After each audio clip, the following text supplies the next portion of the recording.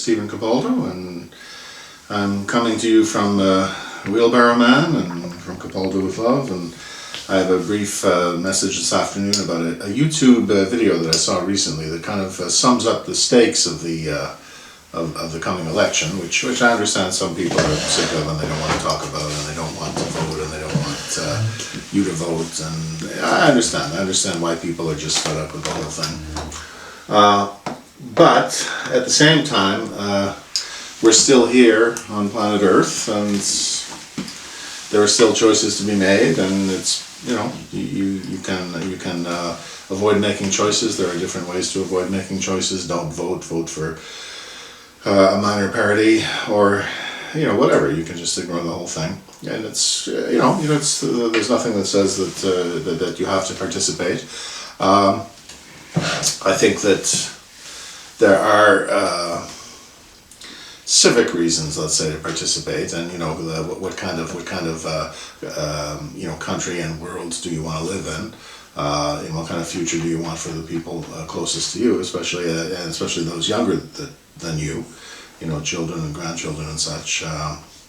What do you want their future to look like? And it doesn't look like a great future sometimes.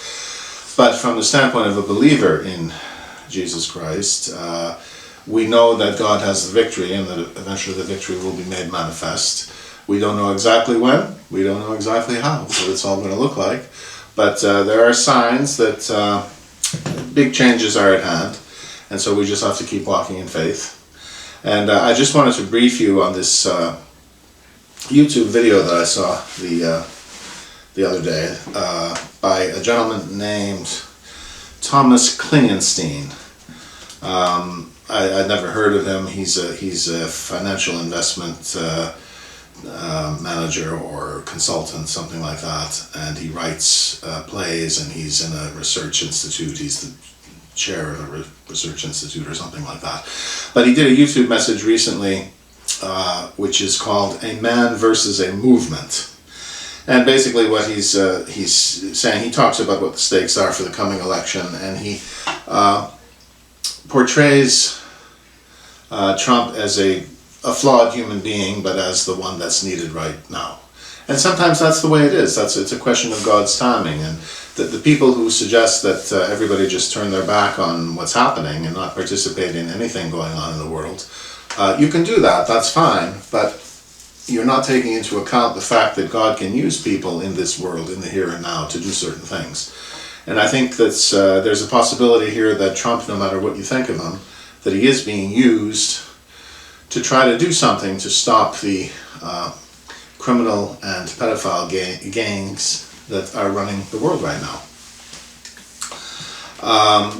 There is some evidence to that, if people really want to open their minds, open their hearts, and look into it, that this is a flawed man, like the rest of us, flawed men, flawed women, and yet it's quite possible that he's the man for the times. He's the one for the times. And this Mr. Klingenstein makes the point. What are the stakes of this election? That it really isn't about Trump versus Biden. It's really about is the U.S. a country that basically has always been a bad country, and it continues to be a bad country, or is the U.S. basically a good country that has made some bad mistakes, but basically is a good country?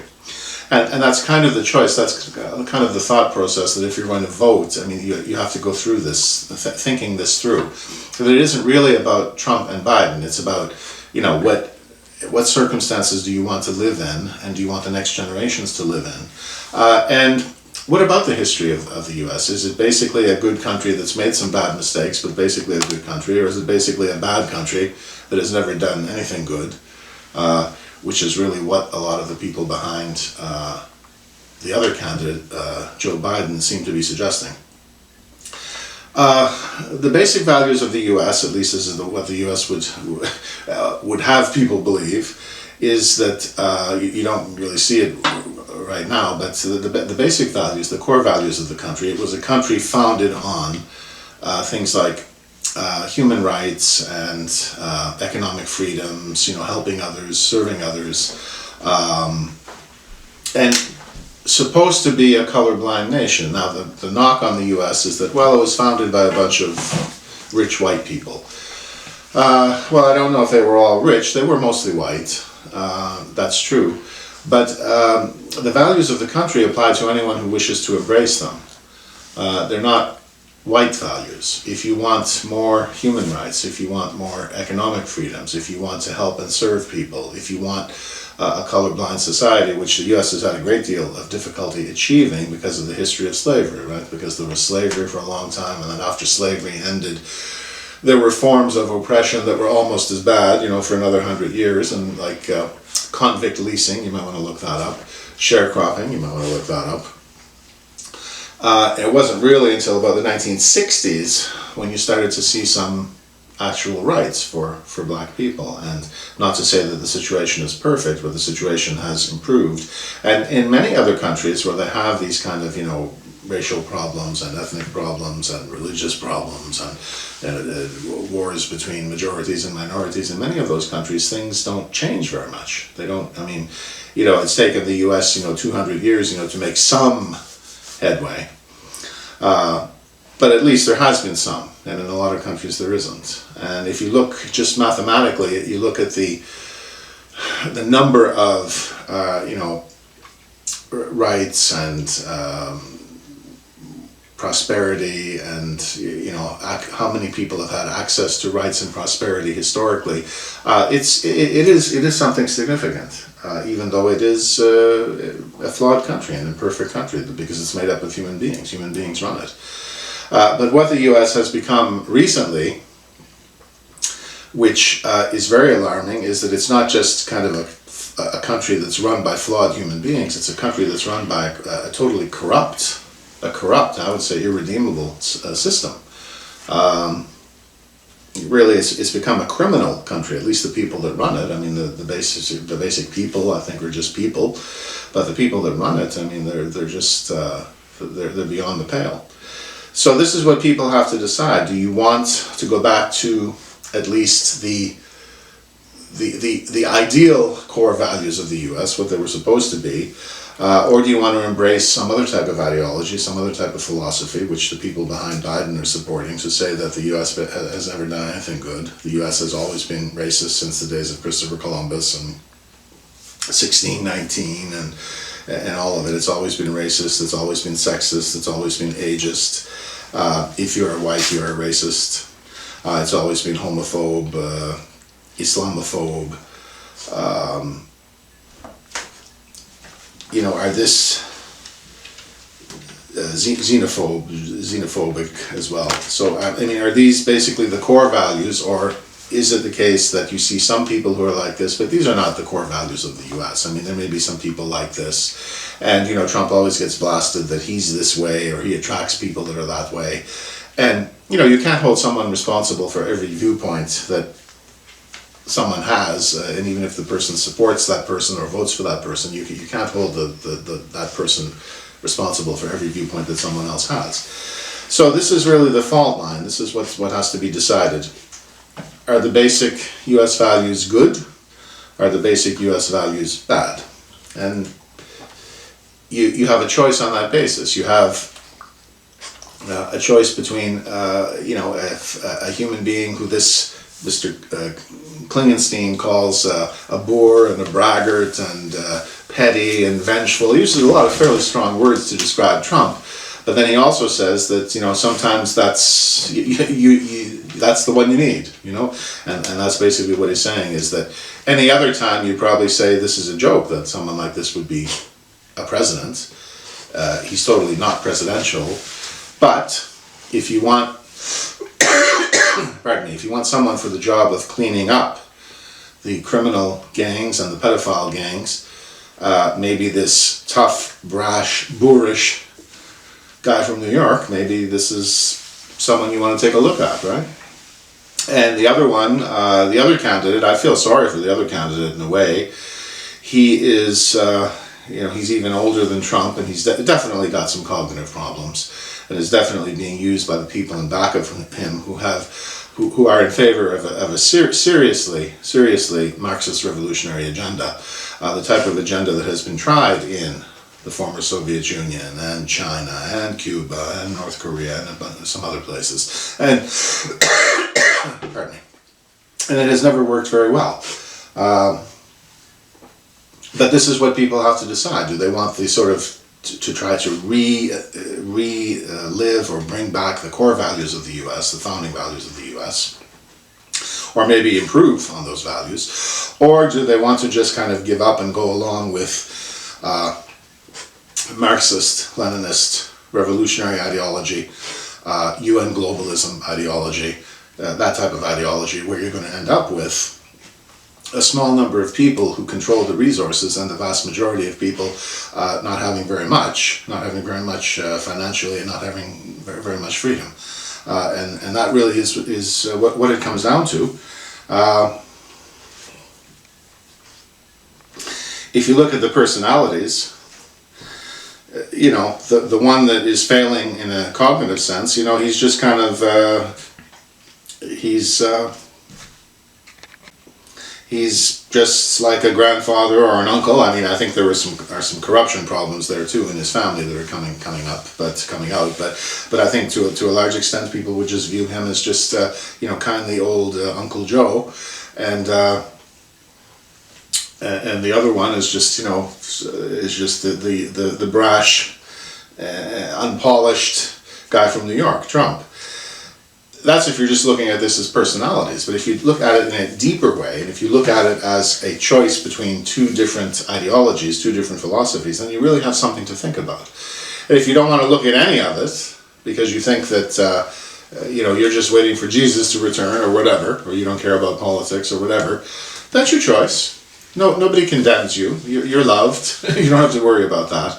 But you shouldn't be picking on people if they do think that this is something worth thinking about and that there is an actual choice in the election, and people want to reflect on that. I'm as you can see from my flag in back of me, I'm a Canadian citizen. I don't vote in the U.S., but I do think people have to, take it very seriously what the choice is, and decide. And you can vote for this one or that one, or not vote.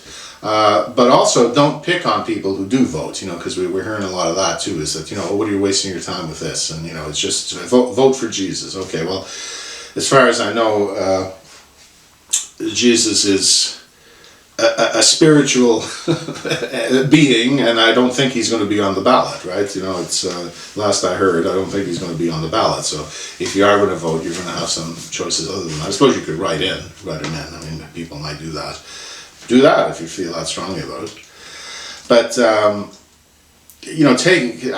would really recommend that you take the choice seriously if you're going to get involved. Don't get involved if you don't want to, and don't dump on other people who choose to get involved. But if you're going to be involved, take it seriously. I'm not telling you to vote this way or that way, but look at your values, look at the values of the two philosophies in play. Don't concentrate too much on the two personalities, because it's what can you do? I mean, everybody has flaws. We're all imperfect human beings, and that's the way it is. But I think that this Thomas Klingenstein, he put this very well. He said it a lot more. I don't know if he said it. I'm just kind of summarizing what he said. But he wrote something like a statement for a debate, like 15-20 minutes, and he read it, and it just makes the points perfectly of what the issues are. And his conclusion is, Trump is he's no perfect man or God or anything like that, but in the current situation, he's the one that's going to clean up the situation. The other one, Joe Biden, cannot clean up the situation. And the way he does it is very good. It's very good the way he lays it out. And so I would recommend that to you, A Man versus a Movement. It's a YouTube video by Mr. Thomas Klingenstein. So if you would like to listen to that, then I think you'll enjoy it, or you won't enjoy it. I mean, the way the things are in the country right now, I mean, everything is so polarized. You might not enjoy it. But if you're someone who doesn't like Trump, it might be, if you know you're not voting for Trump, I think if nothing would ever change your mind, then don't bother. But if you don't know, if you really don't like Trump and you don't know who you might vote for, he does make the case that you don't have to be a perfect person to get a vote.